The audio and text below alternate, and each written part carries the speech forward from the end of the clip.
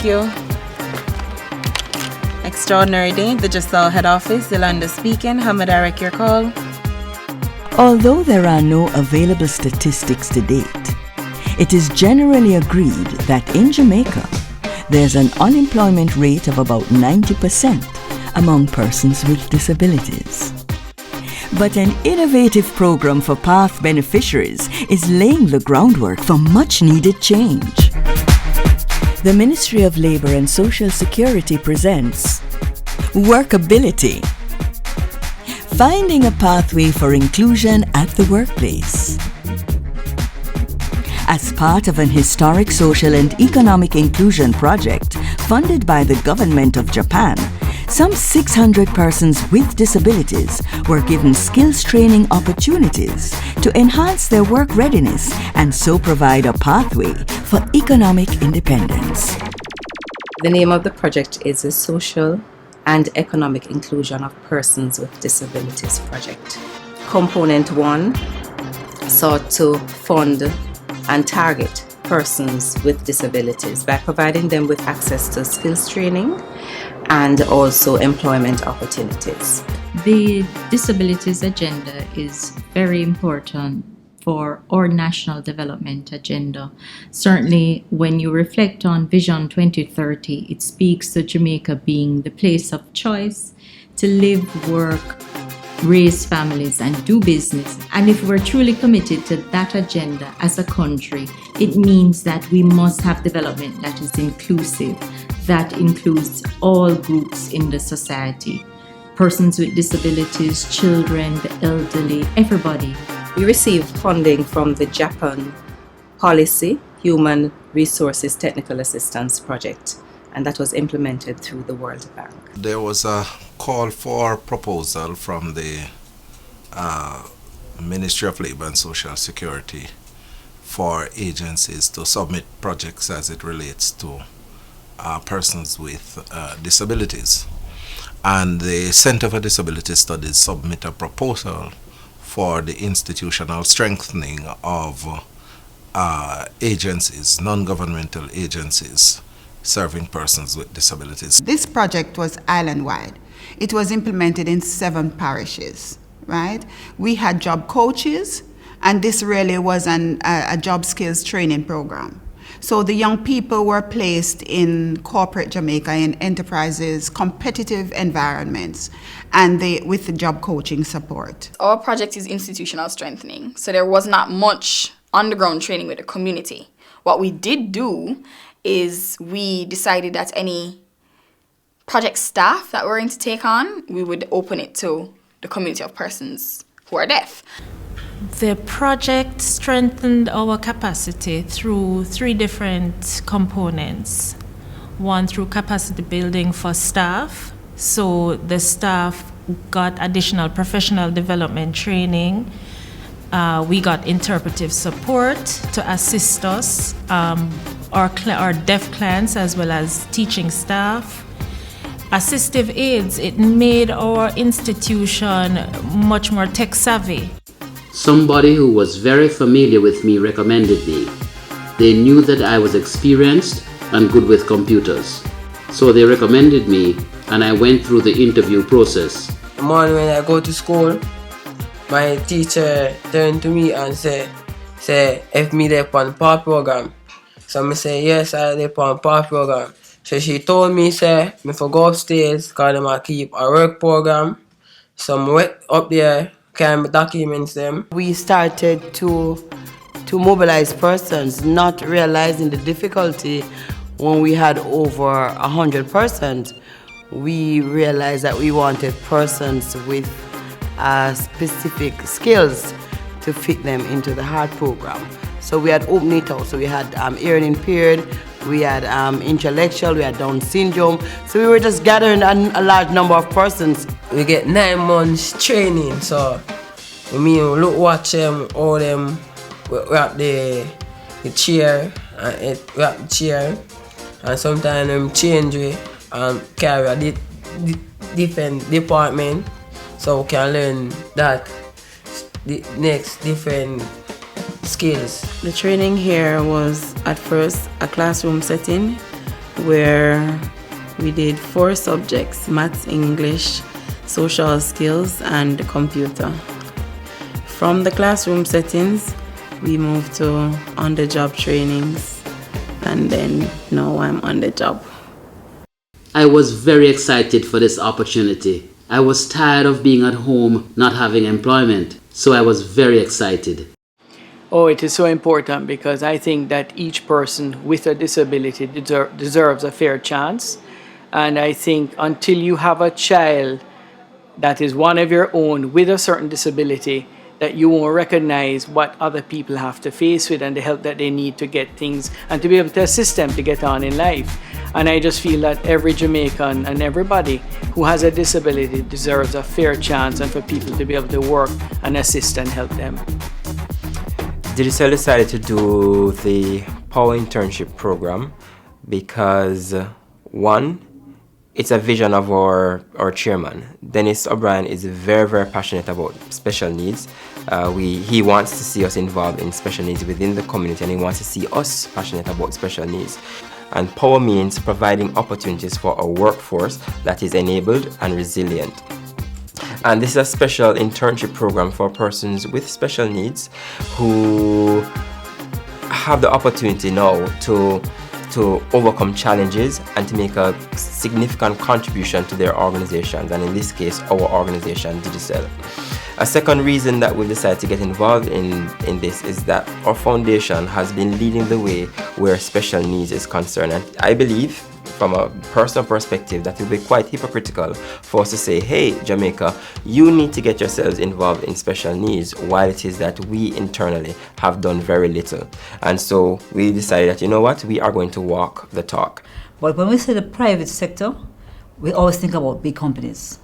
Interestingly, except for maybe Digicel, all of the people who employed our clients were actually small businesses. You see, that kind of struck us really. But we had Genesis Academy itself, where they had done the training.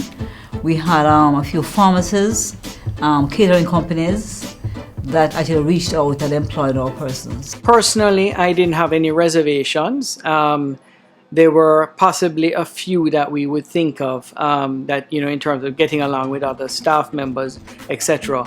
But I think unless we tried to be able to do so, we wouldn't know until we actually tried. And we were very willing to assist and try in this area to try and, get some people on board with disability.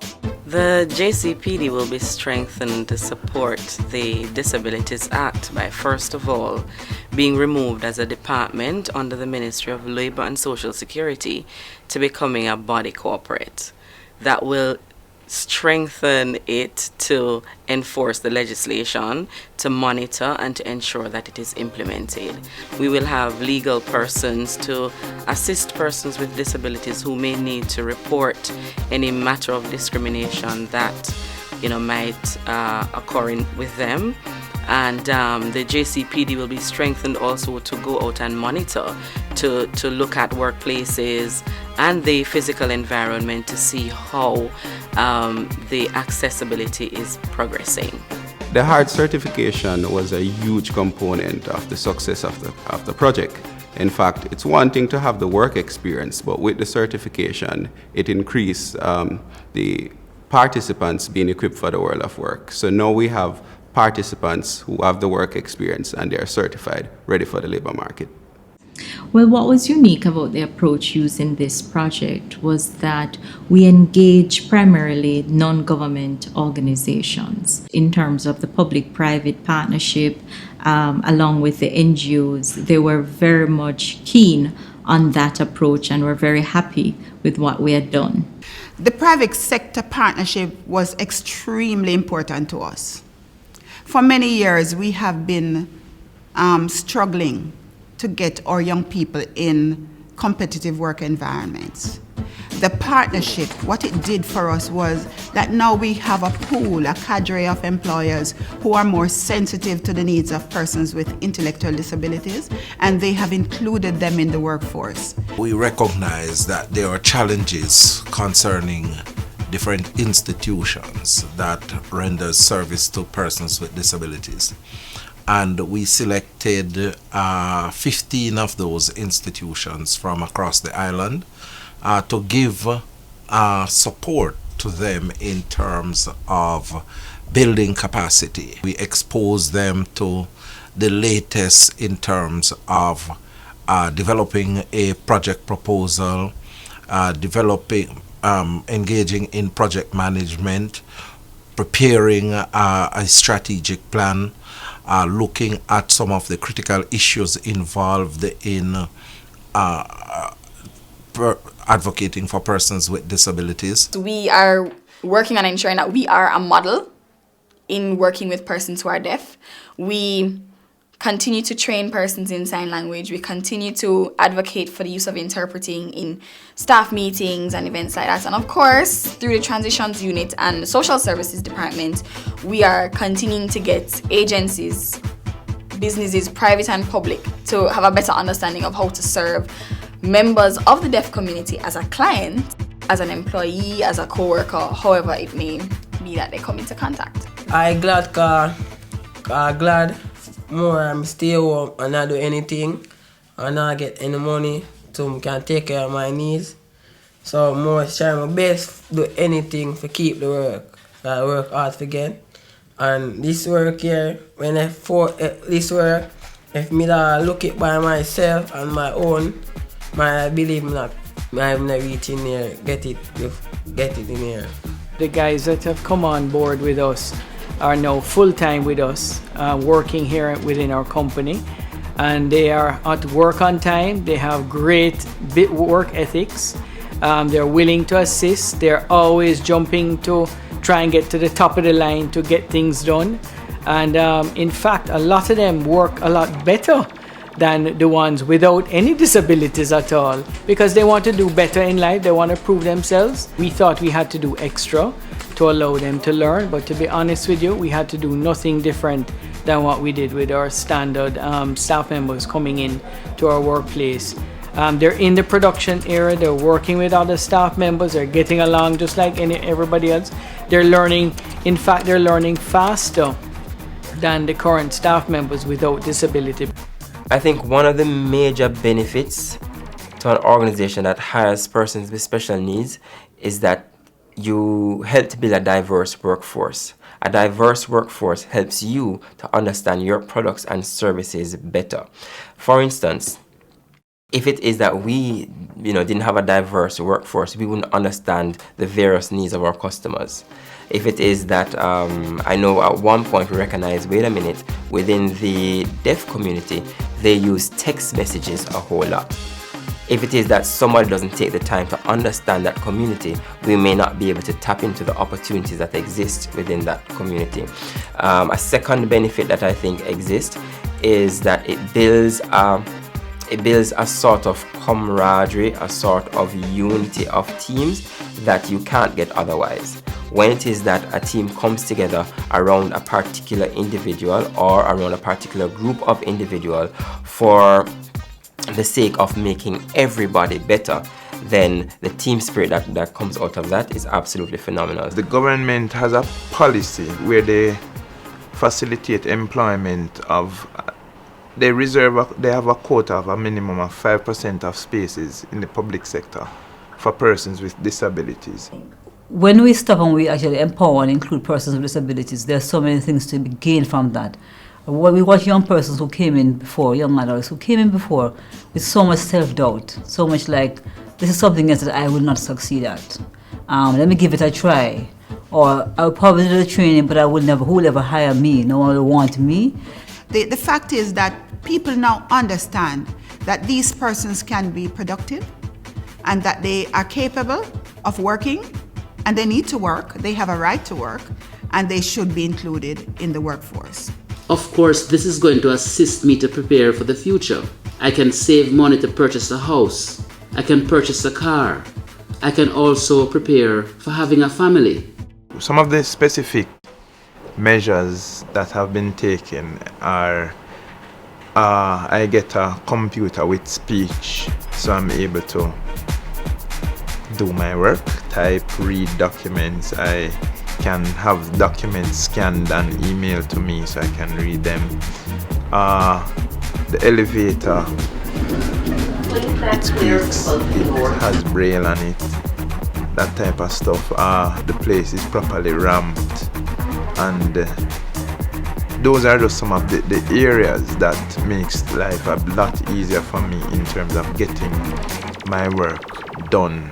Where we're going to build stronger partnerships with the NGOs and non-state actors, and we were also going to see how we can replicate this with other institutions, because we have other institutions island-wide, and we have persons with disabilities island-wide who can benefit some more. So we're looking to see what other opportunities we can provide for persons in the western part of Jamaica to support and to strengthen their needs. The most important thing worth mentioning is the attitude of the persons here in relation to accommodating me, workplace accommodation. It's a positive attitude, they take a positive outlook. Despite our disabilities, we can do just the same as persons who are not disabled. So we should be given the opportunity to show off what we can do and what we are capable of doing. The Social and Economic Inclusion of Persons with Disabilities project is funded by the Japan Policy Human Resources (PHRD) Technical Assistance Program, implemented through the World Bank. The project is implemented in Jamaica by the Ministry of Labour and Social Security Program of Advancement through Health and Education, PATH.